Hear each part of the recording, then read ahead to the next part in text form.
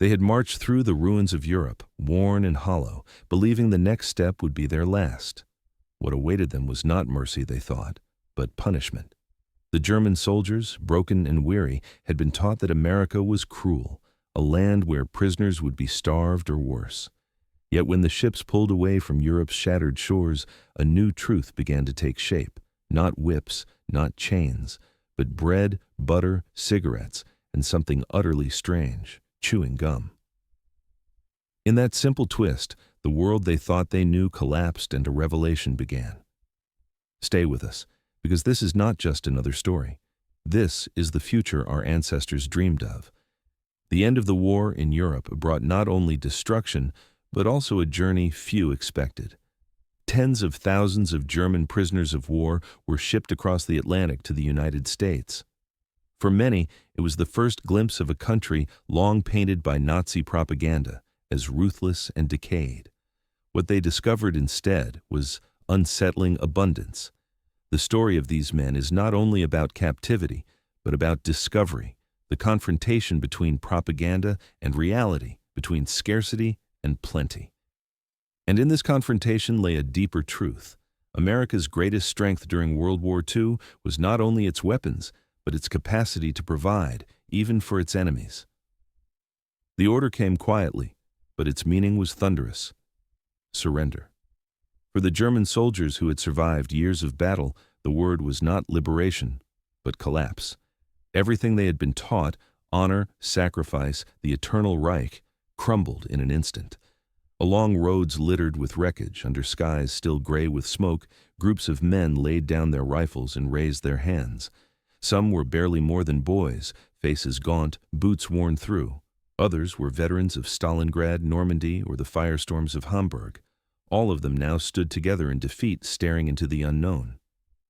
At first, whispers ran through the captured columns, England perhaps, or France, camps somewhere in Europe, where the ruins of war still smoldered. But then the truth spread like a chill through their ranks.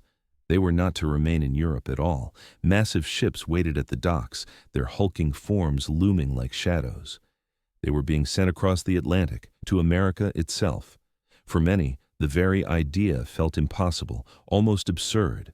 America was the enemy across the ocean, the land they had been taught to hate but had never seen. Now, unwilling passengers, they would be carried there as captives.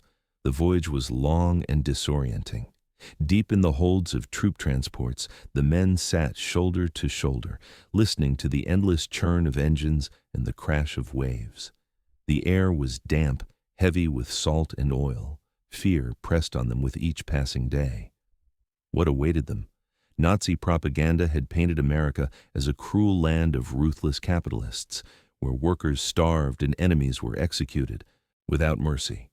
Some prisoners expected torture, others braced for hunger and crushing labor. And yet, small details began to unsettle their certainty. Meals, though simple, were strangely generous. Bread was soft, butter appeared on trays, and even coffee was poured into steaming mugs. To men accustomed to watery soup and crusts of stale bread, it was bewildering. The guards themselves enforced discipline, but without cruelty. Young American sailors joked among themselves, sometimes offering cigarettes to each other with casual ease.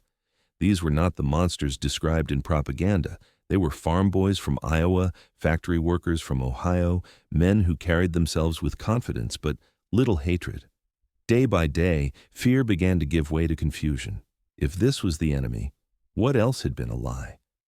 The crossing of the Atlantic was not only a physical journey, but a psychological one. The prisoners' world, once shaped by Nazi slogans and rigid beliefs, was already beginning to crack.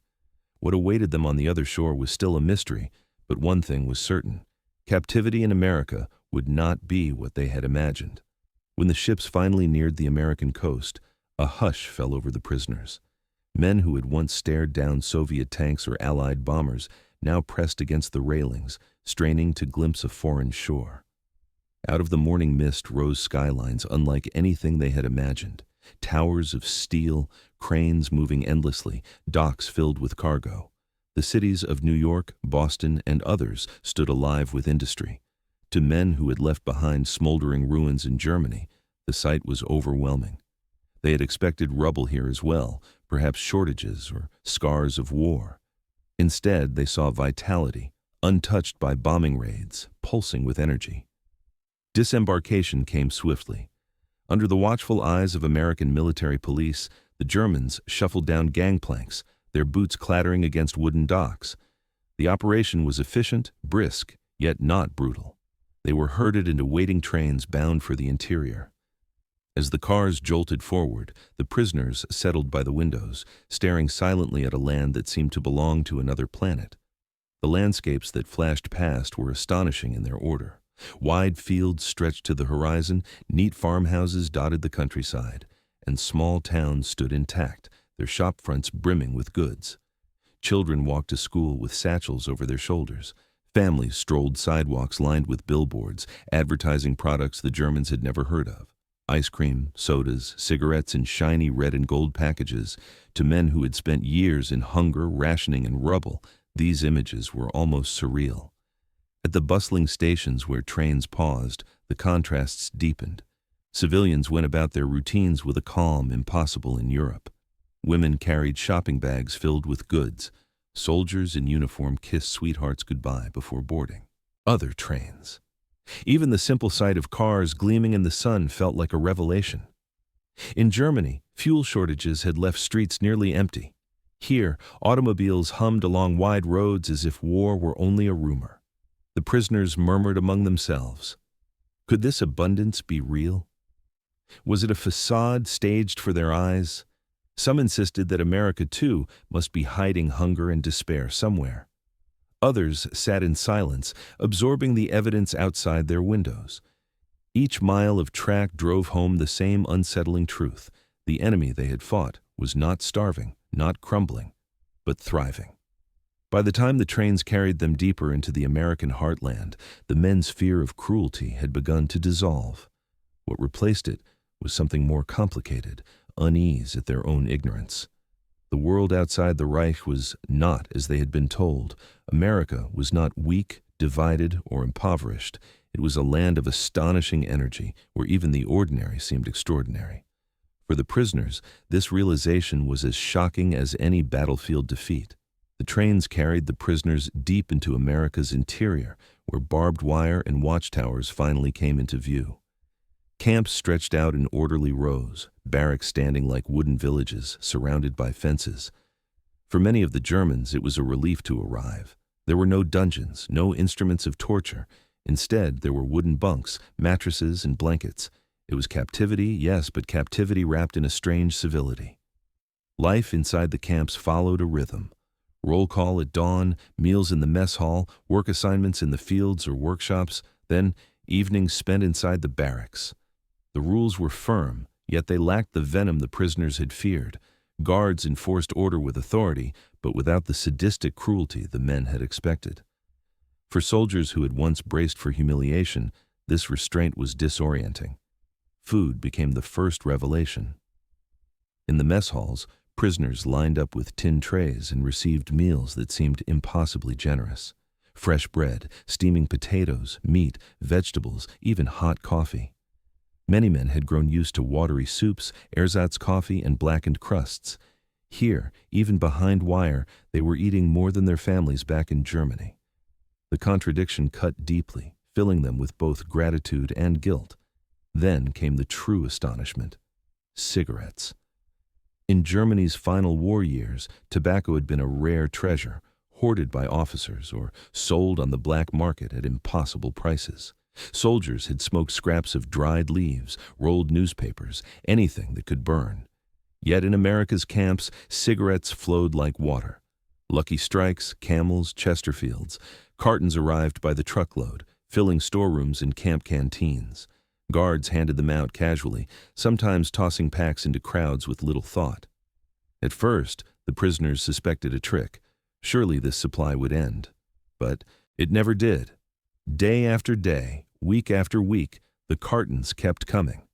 Cigarettes were everywhere, so abundant that they became the camp's true currency. A man with a pack could barter for extra food, for help with chores, even for protection. Within days, an informal economy blossomed. The camp, though confined by fences, mirrored a miniature world where smokes replaced coins.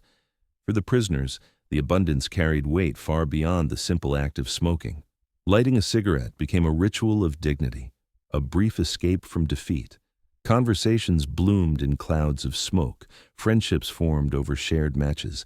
Even those who had never smoked before the war soon joined in, seduced by the sense of plenty. But what unsettled them most was the casual way Americans treated tobacco. Guards smoked constantly, their fingers stained, their laughter punctuated by streams of blue-gray smoke. They lit up, inhaled, and often discarded half-finished cigarettes without concern. To men who had once saved every shred of tobacco, rolling and re-rolling scraps, such waste bordered on obscene. Yet it also revealed something undeniable. America's wealth was real, and it was overwhelming. For soldiers who had been taught that their Reich was supreme, the sight of endless cartons stacked in a prison camp was a humiliation more profound than any battlefield loss. The cigarettes were not just indulgence, they were symbols of a society so abundant it could spare luxuries even for its enemies. Each puff of smoke was a reminder that Germany had collapsed into scarcity, while America remained unshaken. If cigarettes astonished the prisoners with their sheer abundance, chewing gum baffled them with its novelty. To most Germans, it was entirely alien. They had known hard candy, licorice, or peppermints before the war, but never this strange substance that seemed to dissolve and yet endure at the same time. The first time a guard unwrapped a bright stick and began to chew, the Germans stared in disbelief. Was it food? Medicine? Some kind of American mockery? Curiosity soon spread. A few brave men accepted sticks when offered, holding the thin, colorful wrappers like artifacts. They hesitated, expecting perhaps bitterness or some hidden cruelty. Instead, sweetness bloomed on their tongues, sharp mint, sometimes fruit, flavors long forgotten in the starvation of wartime Europe. And then the bewilderment deepened. The gum did not vanish. It softened, lost its taste, but remained chewable for hours. To men who had lived in scarcity, where every scrap of food was consumed immediately, the very idea of chewing without swallowing felt absurd. Rumors filled the barracks. Some swore gum was made of rubber.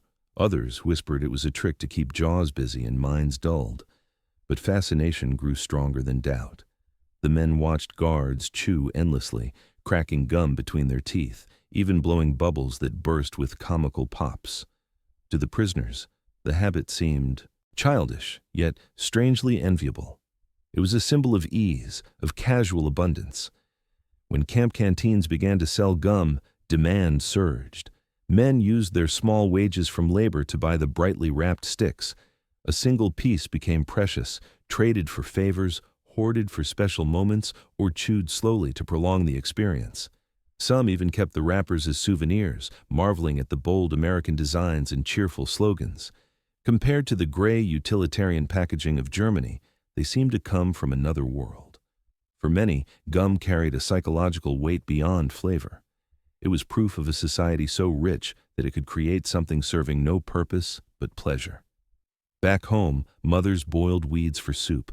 Children searched rubble for scraps. Here, in captivity, men chewed endlessly on sweetness made only for indulgence. The contrast gnawed at them. Some felt guilt. Others felt envy. All of them felt the humiliation of a nation brought low. Still, gum became a bridge of sorts. Some prisoners adopted the habit eagerly, mimicking Americans and laughing when bubbles burst across their faces. Others refused, calling it childish or degrading. But even they could not ignore the message behind it. America had more than enough to share luxuries with its own soldiers and even with its enemies. In the long evenings inside the barracks, gum wrappers folded into tiny sculptures, passed between friends as tokens. Conversations began with offers of a stick. Bonds were forged, rivalries eased, moments of boredom softened. The habit that had seemed so foreign became part of daily rhythm, as integral to camp life as cigarettes. Chewing gum, trivial as it appeared, was a revelation. It was not a weapon, not propaganda forced upon them, but an everyday indulgence that spoke volumes. For men who had once marched under banners of conquest, It became a reminder that power was not only measured in tanks and guns. Sometimes it was measured in sweetness that could be chewed and thrown away. Inside the wire, a strange kind of economy blossomed. Cigarettes became the true currency, as stable and universal as any coin. A man with a pack of Lucky Strikes could bargain for nearly anything: an extra blanket, help with laundry, or a week's worth of chores done by someone else. A stick of gum, though less practical, carried its own prestige. In the right moment, it could buy loyalty, ease tensions, or seal a friendship.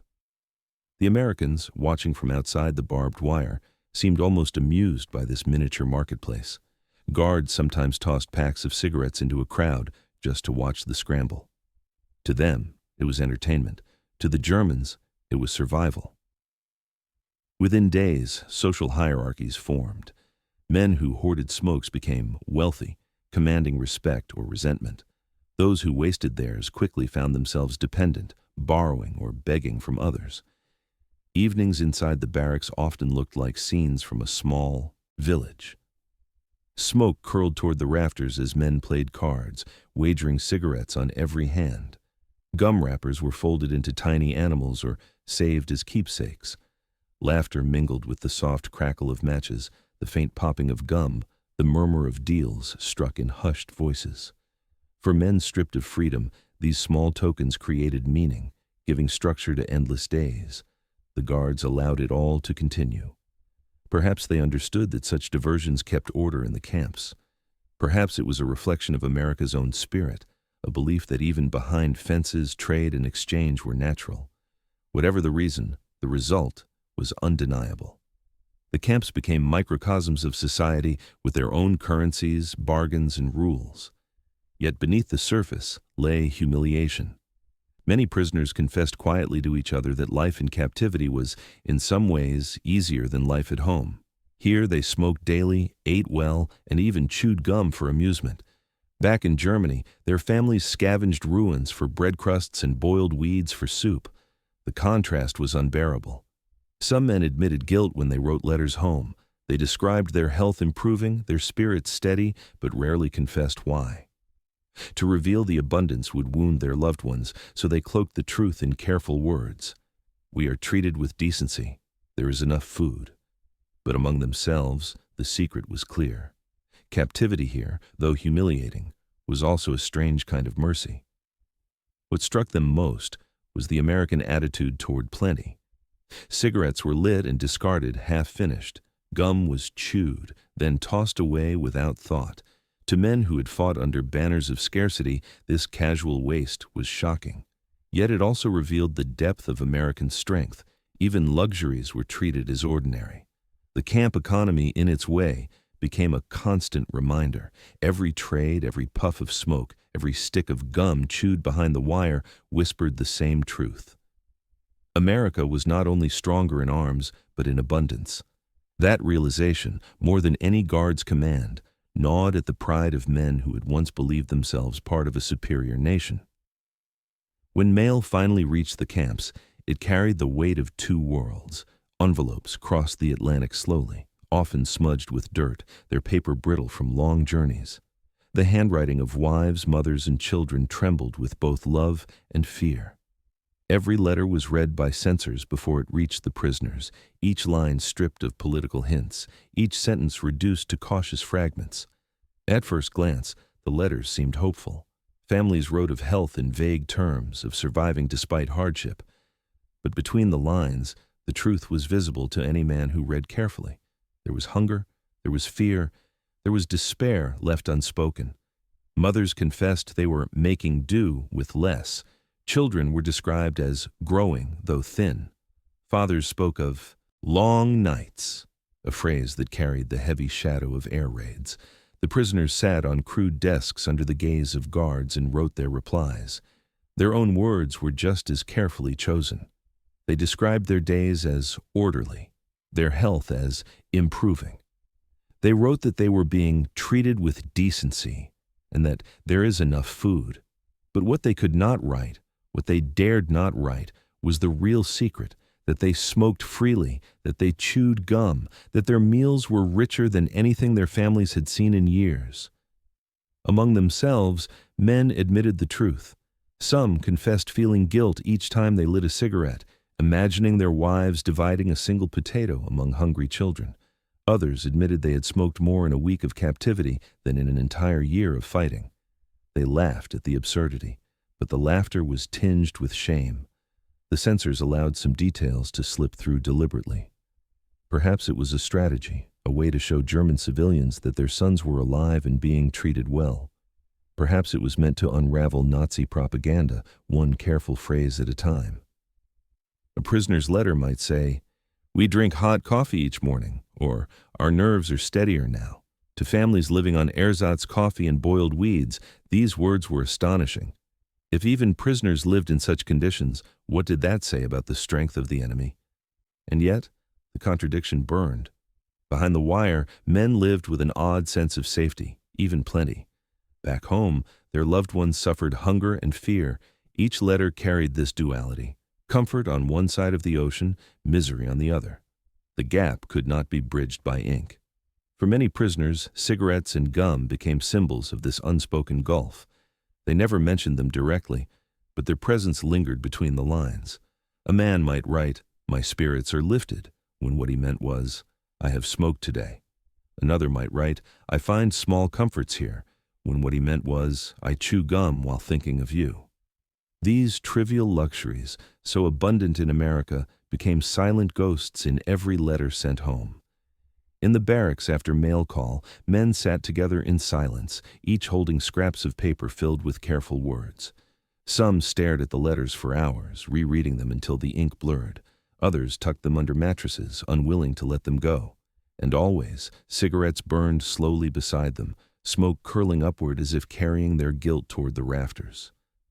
When the war finally ended and the time came for repatriation, the prisoners packed their few belongings. They carried letters, a book or two, maybe a folded gum wrapper tucked away as a keepsake. But what they carried most heavily were memories. They boarded ships once more, this time heading back across the Atlantic, not as soldiers, but as men marked by revelation.